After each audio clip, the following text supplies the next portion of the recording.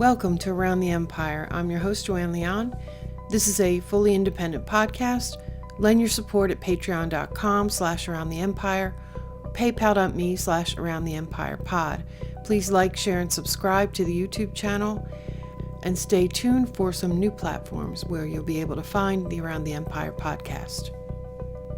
Gareth Porter's here today, and we talk about Gareth's new article on the Biden administration's endorsement of the Chinahawk narrative about the Uyghur Genocide. Gareth examines the origin, the source, the credibility of that narrative, and gives some background also on the Uyghur people and the Xinjiang province in China. There's also a bonus question about the likelihood of the Biden administration re-entering the JCPOA Iran deal and the U.S. military buildup in Saudi Arabia and the Persian Gulf area. Gareth Porter's here speaking to us from the Washington, D.C. metro area, the swamp. Hello, Gareth. It's great to see you, and thanks so much for coming back on the show. Hi again, Joanne. Glad to be back again. So you have a new article coming out, and this podcast will come out around the same time, just after that article gets published. And this time you're studying the Uyghur, am I saying that right? Uyghur Genocide. Yeah. Mm-hmm. Story, and the fact that it seems like the narrative, the same sort of Chinahawk narrative, is going to continue with the Biden administration. Indeed, yes. This is one of those issues, and I don't think it's going to be the only one, where you will see continuity, not discontinuity, between Trump and Biden. And I think that's really unfortunate, of course, in this case, among others. Yeah. So this started, I don't want to hijack your story here, but I guess you kind of got confirmation because of a recent statement by Tony Blinken, even though Right. Biden had already indicated that he was going to take the Chinahawk line to some extent. But that was during the campaign. You really don't know until they get in office. Exactly. Biden indicated in August, when this came up the first time in the Trump administration, that was accusing or talking about genocide as the term of choice with regard to Chinese policy toward the Uyghurs, that he was agreeing with them. He did so through a campaign spokesperson, but that was an indication, certainly, that he was not going to step back from that idea. And then, of course, you have Tony Blinken in his first press conference being very explicit in saying that he agrees with the last minute accusation by Mike Pompeo, departing Secretary of State Mike Pompeo, that China was guilty of a genocidal policy against the Uyghurs.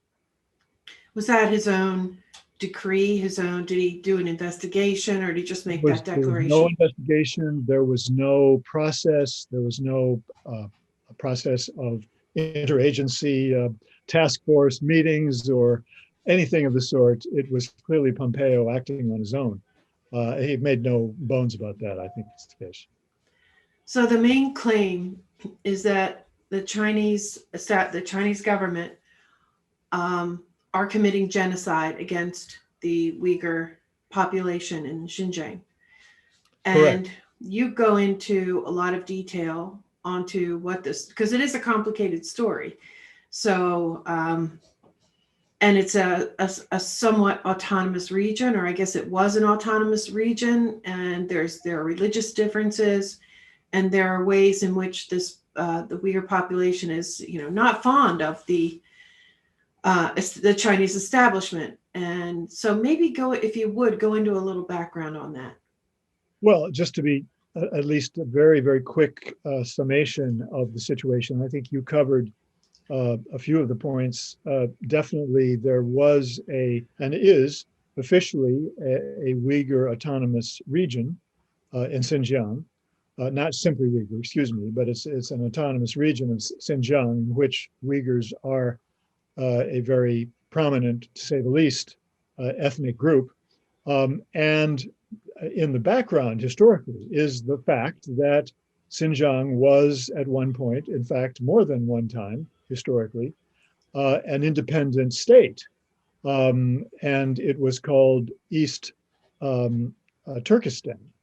So it was an indication of the fact that the Uyghurs, who are of Turkic background, ethnic descent, with a language which is Turkic in character, are the primary ethnic group that was supporting and carrying out a government which was called East Turkestan. And so you have this connection here politically between Uyghurs in general and the idea of separatism, a separatist movement in Xinjiang against the Chinese government. And that obviously is a very, to say the least, a complicating factor in this situation. Could we also talk a little bit about the relative size and positioning of that region? Because I have a feeling that if certain things were not true about it, it wouldn't be as big a deal for this country and for the Chinese government. Well, it's a huge part of the land area of China. At this moment, I can't remember now if it's between 1/3 and 1/6, roughly, and it has a very large array of very valuable natural resources, and so it has been targeted by the Chinese government for many years now as a strategic objective to build up both the exploitation of the natural resources as well as strategically chosen industrialization projects in Xinjiang. So it's a major factor in the entire economic development strategy of China. And that certainly is a factor that complicates the politics of relations between the Uyghurs and the Han Chinese, the majority of Han Chinese nationally. I don't recall, I should have done my homework on this, the Belt and Road Initiative. Is it a significant factor in the Belt and Road Initiative? Because through Xinjiang, I think, is how you can get to Afghanistan and to some other well, it is places. strategically located in terms of the international relations of China, because it is bordered by so many states, mostly states that have, or not mostly, but several of which have in fact Uyghur or other minority populations that are sympathetic to the idea of a separatism in Xinjiang. So that is indeed another factor that plays into this, no doubt about it. Now, could you explain to us what's behind the genocide accusation? Well, basically, believe it or not, there's one person who is really responsible for generating the press coverage that has created the groundswell politically, if you will, for this idea of Chinese genocide against the Uyghurs. And that is a man named Adrian Zenz, Z-E-N-Z, who is a rather interesting character, to say the least. He is a born-again, maybe born again is not the right term, but a fundamentalist Christian who is very strongly a believer in applying his Christian faith to the research that he does in China. And he is, in fact, a Chinese specialist. He speaks Mandarin, speaks and reads Chinese, and he's able to look at original documents. And he has used that skill for the political purpose of accusing the Chinese government of a range of what he regards as criminal activities, criminal policies. And the most serious one of all is the one that we're now discussing, which is that he makes the claim that China's policy toward birth control as applied to the Uyghurs has the effect, again, this is his argument, has the effect of qualifying under the Genocide Convention as evidence of a genocidal policy. And his argument is that article, I believe it's D2. Is that correct? I'm sorry, is it D2 or 2D in the Genocide Convention? It's Article 2, and then it has several items, and it's item D under Article 2. And that article has to do with any limitation. I don't have the exact wording in my head, but it's has to do with limiting. I have it here if you want me to read it. Article 2D from Gareth's article. Article 2D of that convention, quote, imposing measures intended to prevent births within the group. Right, exactly. And then there's more in the article too. That is prima facie evidence of Chinese intent to have the genocidal policy toward the Uyghurs. Now, the problem with that is that by itself, it's really quite meaningless because any birth control measures by a government could be said to be genocidal, and that's of course ridiculous. It's absurd. It's an absurd conclusion. The key thing is that the Article 2 specifies that it has to be for the purpose of trying to basically destroy in whole or in part a people. And so, I mean, it's really dependent on that context. That clause, yeah. Yeah. So, and that has been completely forgotten in the coverage of this. Obviously, nobody has discussed, whether his reasoning here makes any sense. And so that's the beginning of what I believe is one of the classic cases of sort of journalistic malpractice on the part of BBC, CNN, and Associated Press, who are the first three, and the major news outlets who have done significant stories based in all or in part on Adrian Zenz work, his research, and his conclusions. So, I mean, I think that's really what has carried the ball, if you will, towards the objective of really raising or creating an issue of genocide on the part of the Chinese government.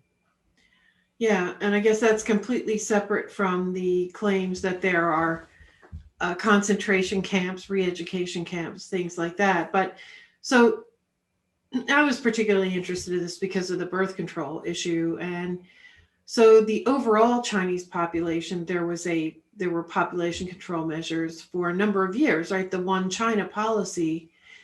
But you mentioned in here that at that point in time, the Uyghurs were not subject to that same guideline, rule. Right. This is an absolutely central point that, of course, is completely absent from any of the media coverage thus far in the big media, if you will. I mean, they have simply avoided the question of the historical background and what the implications of that have been in terms of what the actual results are, in terms of birth rates on the part of the Uyghurs on one hand and the Han Chinese on the other hand. So if you go from that point of, the fact that there was in fact a one-child policy which was imposed on the Han Chinese population countrywide in China, Right. including Xinjiang. And on the other side of the ledger, it was not applied to the Uyghurs. They were allowed to have 2, 3, and in practice, even several more children. Because an agrarian society, largely.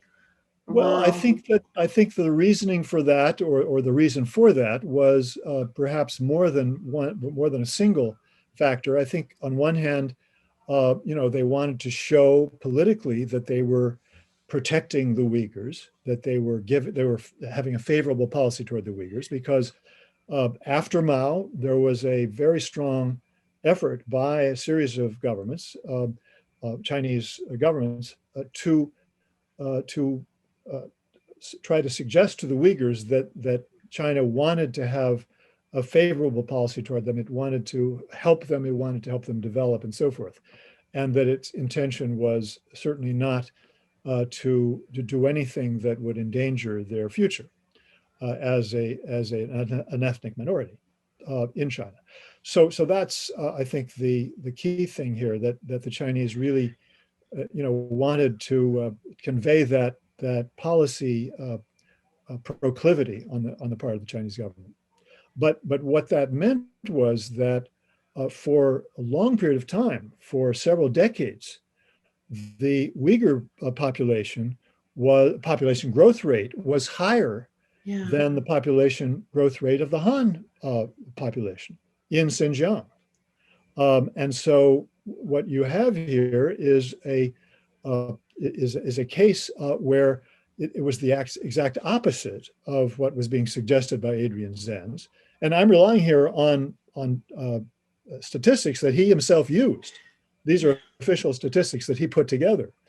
So I'm not trying to find something that he didn't agree with, but he simply ignored it and therefore tried to make a case that was tricky, to say the least.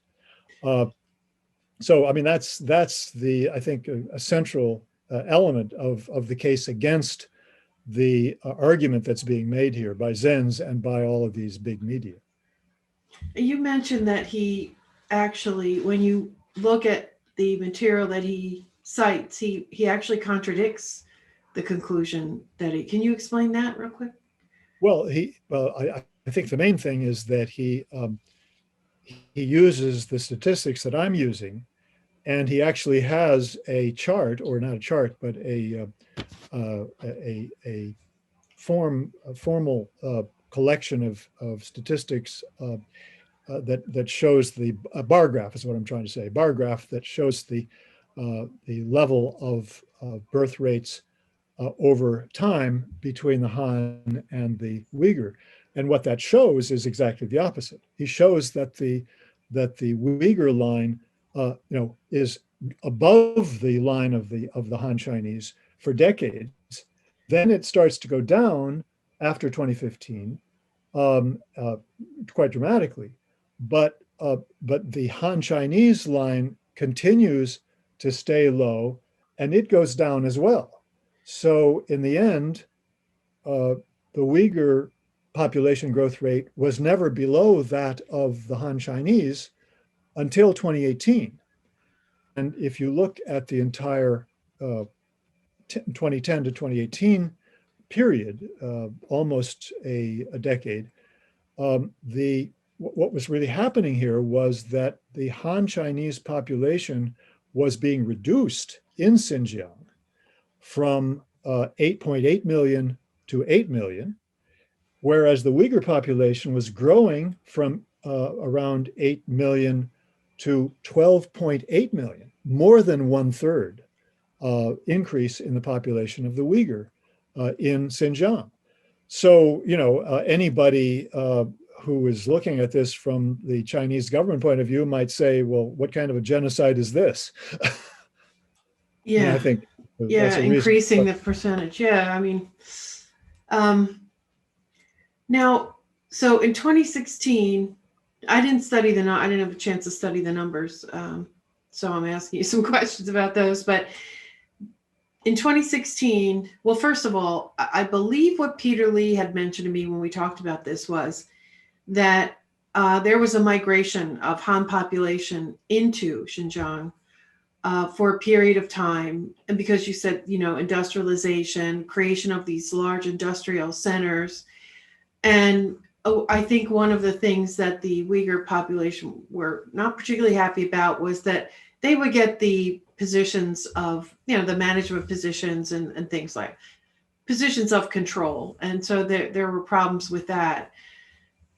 So that was, happening over a period of time. But in 2016, the overall birth control one-child policy ended. Right. But then what happened at that point to the it had never been applied to the Uyghurs, but then it was applied to Is there another policy now? Can you explain like what happened at that point to cause that Exactly. shift? That's an important point to cover. What happened after 2016 or after 2015? It was slowly beginning to be put into effect in 2016, and at that point you had the end of the one China policy, meaning that the Han Chinese, who had been limited to one child, and by the way, very important point, which I don't want to forget, so I'm going to say it right now. When the Han Chinese were subject to the one child policy, the Chinese government imposed extremely harsh population or birth control measures on them, coercive birth control measures on Yeah. them, both IUD insertion and sterilization were used as measures to force the Han Chinese to stop if they violated the policy, they had to stop, and they were forced to stop.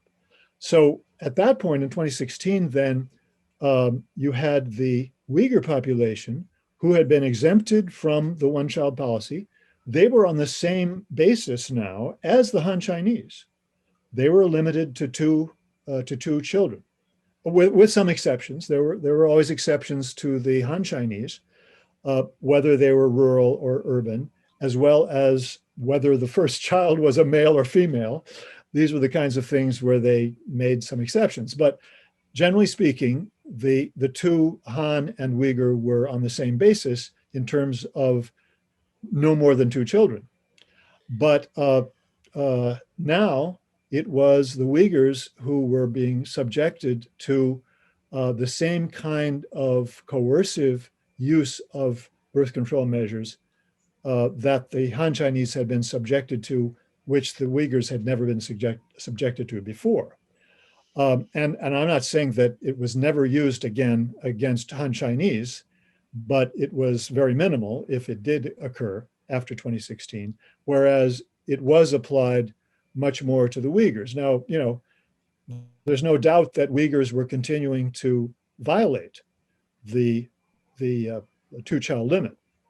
So, I mean, the government felt that it was in its rights. This was what it had been doing before and was simply being consistent. But of course, the implications of that were immediately picked up by Uyghur nationalists, separatists, if you will, as well as Uyghurs who simply were offended by it. And this has been reflected in the media coverage. Obviously, they have been picking up on that as an indication of a policy toward the Uyghurs which they tie to genocide or something like that. But in fact, I think there's a different explanation for this. And this is where the second part of my article comes in, and I'll mention it right now. And that is the role of terrorism, of Uyghur terrorism in Xinjiang, which again is something that has simply not been mentioned by any of the major media who have been covering the story of genocide. It has been covered, of course, by the media as Uyghur terrorist actions have taken place, but it has simply been separated out as though it had no relationship whatsoever to what's been happening in the last few years in Xinjiang, whereas in fact, I think there's a very clear link here. And it doesn't reflect well on the Xi Jinping government, and I make that clear in my article, because what happened was that Uyghur terrorism began really in earnest in the 1990s. There was a whole long string of terrorist actions, which were quite bloody in some cases, and which mobilized the government into beginning a counterterrorism program. But they didn't change any of their other policies toward the Uyghurs. They tried to maintain the same stance that we're still, believe that Uyghurs and Han do and can live in harmony with one another. So they made a major effort politically to do that. In 2014, however, you had a new phase of Uyghur terrorism, and these were being carried out essentially, as far as we can tell, by a an organization which had ties outside Xinjiang, outside of China, a East Turkestan organization. It had East Turkestan in the title, and it's a very mysterious organization. Not much is known about it, and I think the Chinese government has been more or less stymied trying to nail down who within the Uyghur community is supporting it, who is giving it help, and so forth. And so this issue of trying to nail down information about who's supporting the Uyghur terrorists has gotten mixed up in their policy toward the Uyghurs, for sure.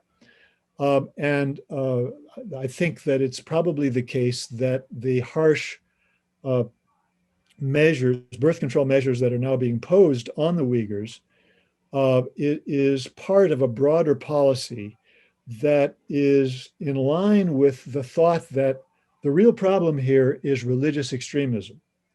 And Xi Jinping enunciated that in 2014, and he's continued to talk about that problem of religious extremism as the central issue here that China has to find a way to resolve, has to bring under control. I think that they're at sea here. They don't really understand the problem. They don't understand the Uyghur Islamic population. And so they're floundering around and making things worse, essentially. And I cite the fact that in a speech that he gave in 2014 in Xinjiang, he invoked the idea that that the religious extremism, meaning Islamic extremism in Xinjiang, is like it's like a virus. And so he likened it to a disease syndrome, something that has to be weeded out like a disease. Mm. It's a very dangerous idea, as one can imagine, if you think about the way in which this concept of a virus or a disease has been used by right-wing dictatorships in Latin America to carry out very horrible policies of murdering and otherwise repressing left-wing it's like that laying the groundwork with some dehumanization kind of thing. Exactly. And so I think that they're really in trouble here, and that we have to look, we have to expect that this is going to continue now for years into the future. I don't think they have a clue as to what to do about this. Yeah.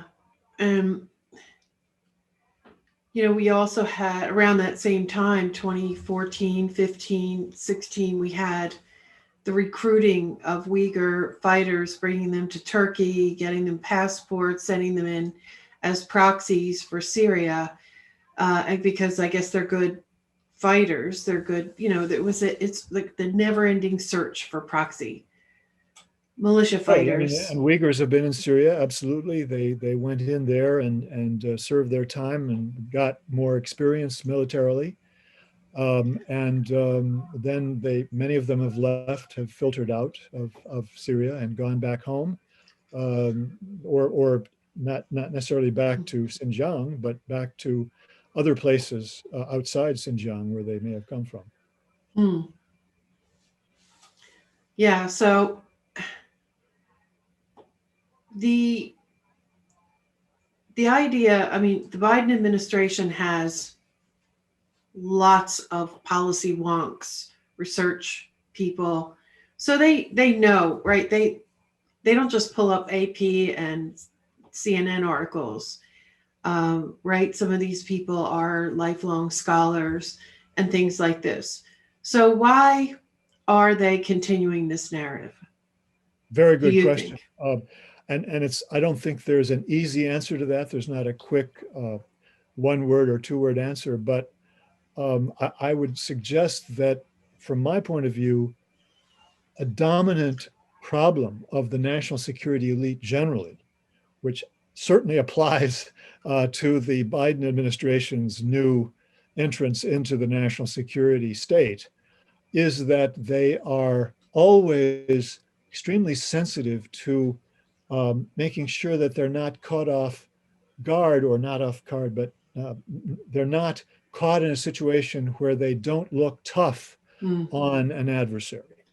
So I think, from my point of view, that is probably the single biggest factor in the sort of almost automatic embrace of this idea of Chinese genocide.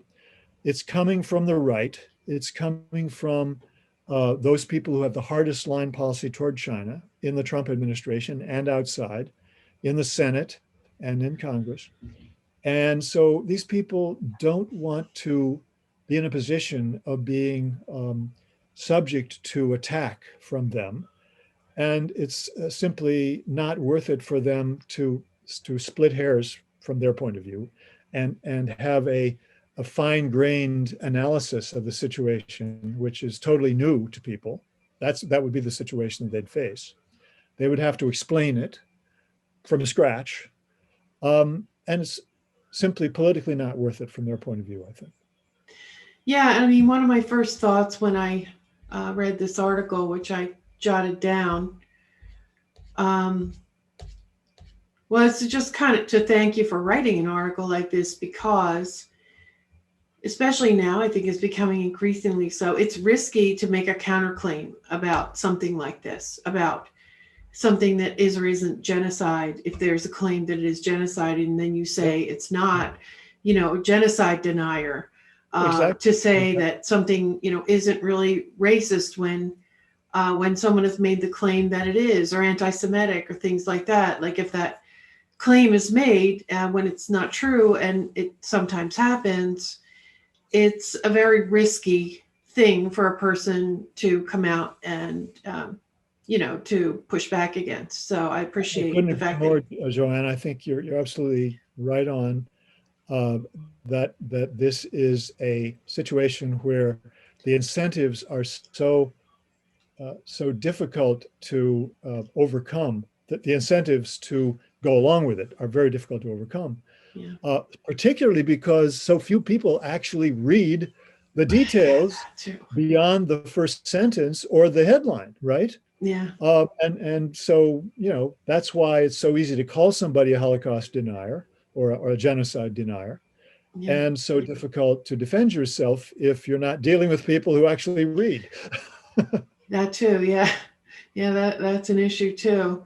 I think, I guess one of the things that crossed my mind also when I read this, and, Biden's going to continue the Chinahawk thing, is that although the two candidates on that ticket were Democrats, it was clearly a coalition. It's a coalition administration. It was a coalition campaign. The never Trumpers, whatever you want to call it, the neoliberals from aligned with the Bush administration, were all in for Biden.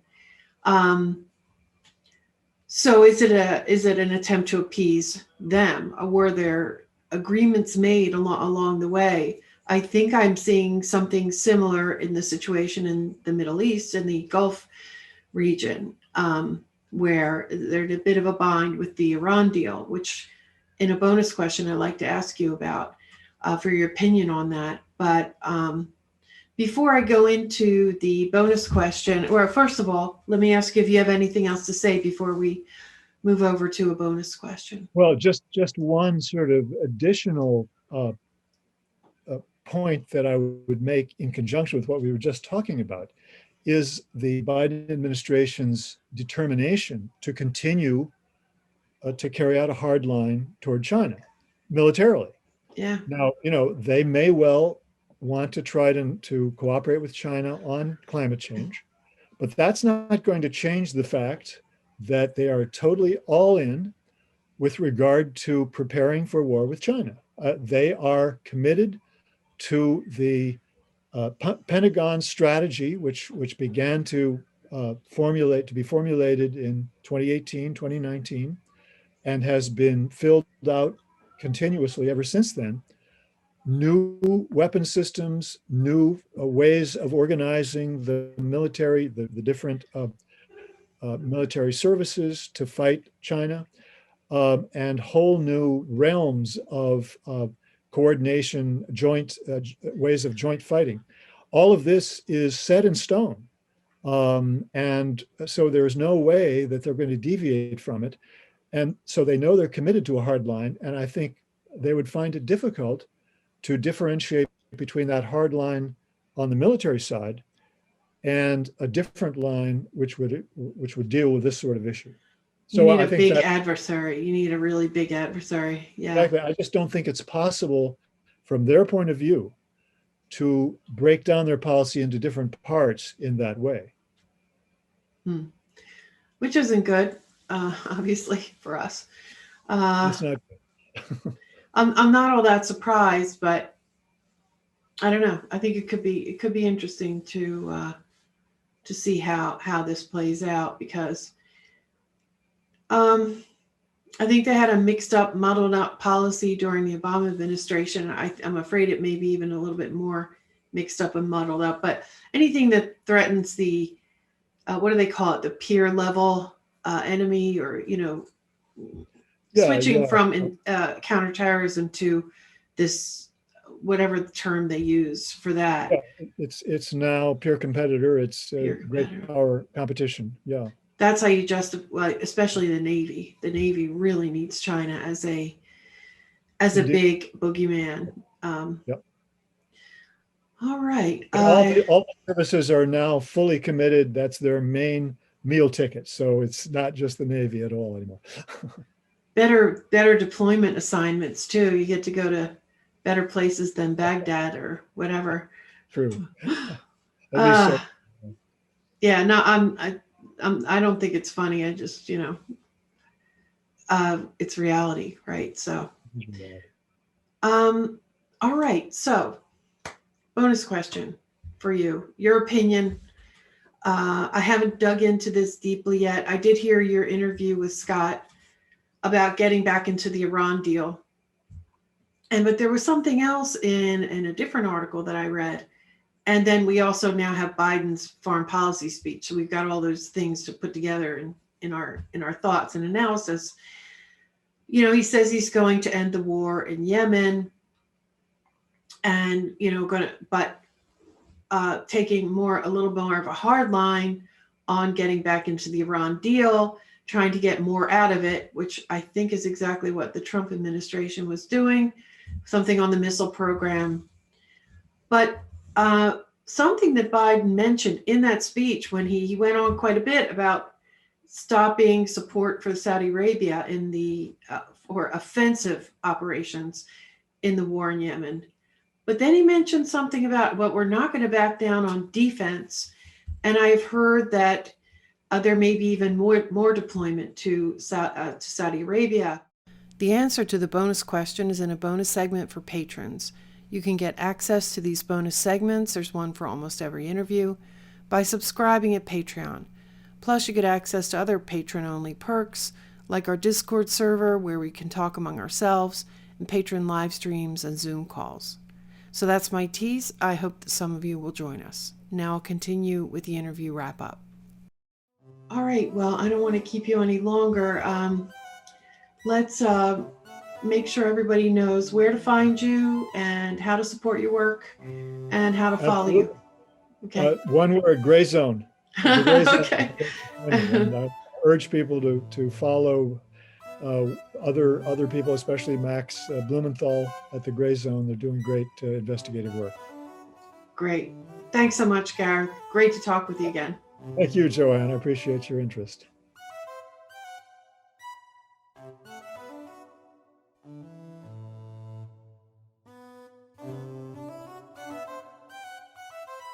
Thanks for listening. A special thanks to Gareth Porter. Follow Gareth on Twitter at Gareth Porter. Find his work at the Grayzone, and read his most recent book, authored with John Kiriakou, titled The CIA Insider's Guide to the Iran Crisis, From CIA Coup to the Brink of War. This podcast is independent media. Listener support's important. Patreon.com/AroundTheEmpire, PayPal.me/AroundTheEmpirePod. Find the podcast on any mobile podcast app, on the website AroundTheEmpire.com, on Patreon, or on YouTube. If you're listening on YouTube, don't forget to like, share, subscribe. Stay tuned for some new platforms where you will also be able to find this show. Follow on Twitter at Around the Empire, and we'll see you next time. Take care, everybody.